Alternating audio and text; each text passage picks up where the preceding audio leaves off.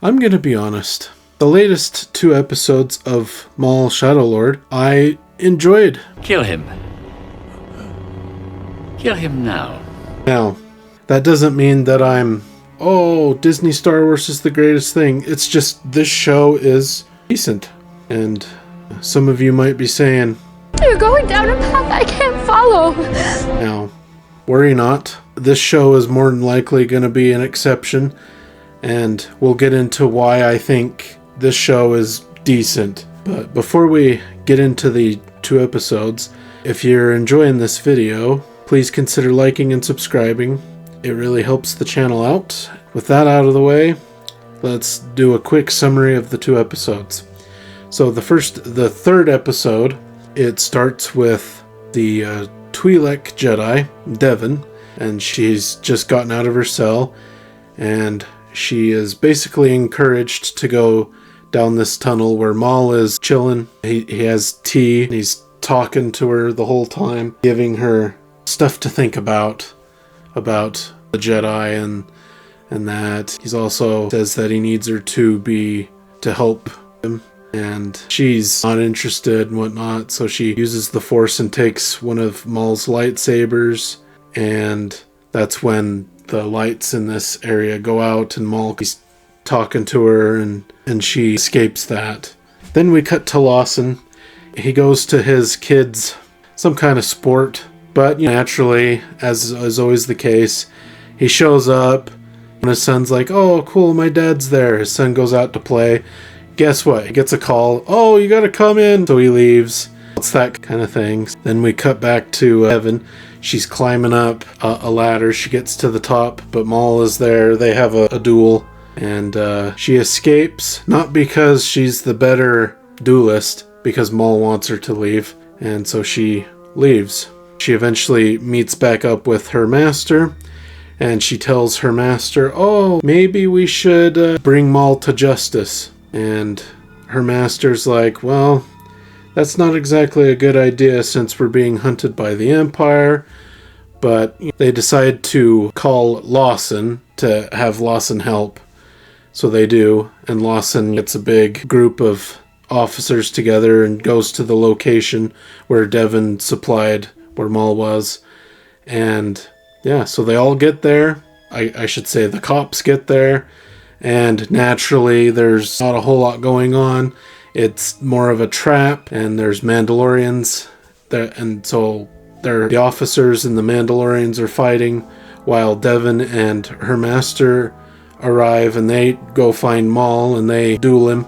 And through this duel, both Maul takes a minor injury as his right leg is somewhat damaged, so it makes him harder to walk, but he does manage to injure Evan's master, and it's probably going to be fatal. We'll have to wait for the rest of the episodes. So the Jedi have to flee. Maul flees, and then the cops leave with injured and dead officers. The Empire has been called as the show ends with a Star Destroyer flying over the city. That's the end of the 2 episodes.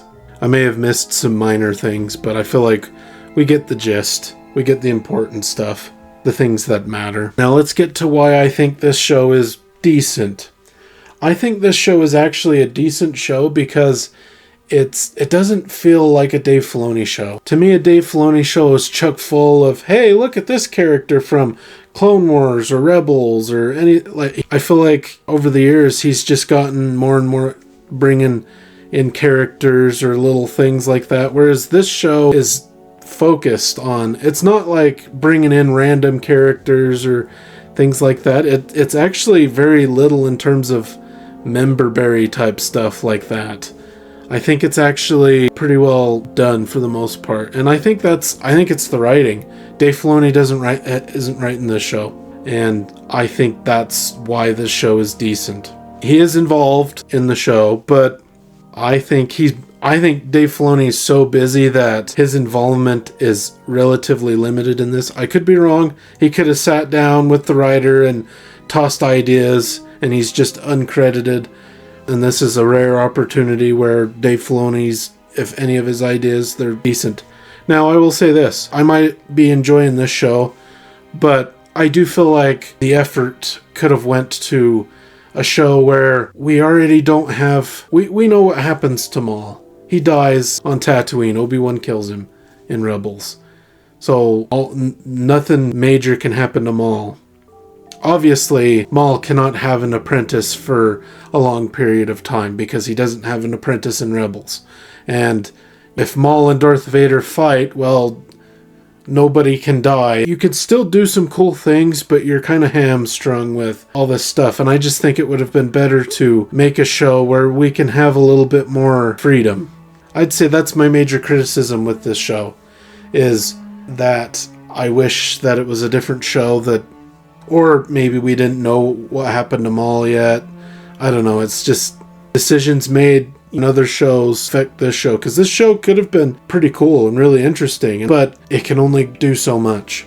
I think that kind of sums up my thoughts on this show. I'm going to give the episodes a 7 out of 10. This isn't the greatest thing I've ever seen. Normally, I'm interested in the expanded universe, and I'm kind of done with Disney canon, but for Disney canon, this isn't too bad.